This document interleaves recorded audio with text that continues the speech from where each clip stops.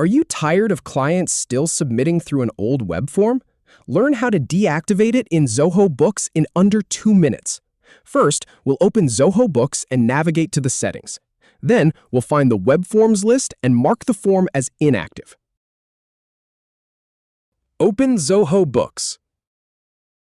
Click the Settings icon in the top right corner. Now, from the Settings menu, select Web Forms.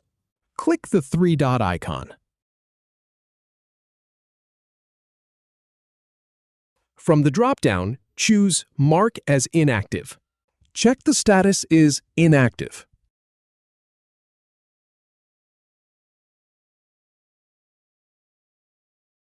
If you have any feedback or if any info is inaccurate, please leave a comment below. We'll do our best to answer or redo the video if needed. Thanks for watching.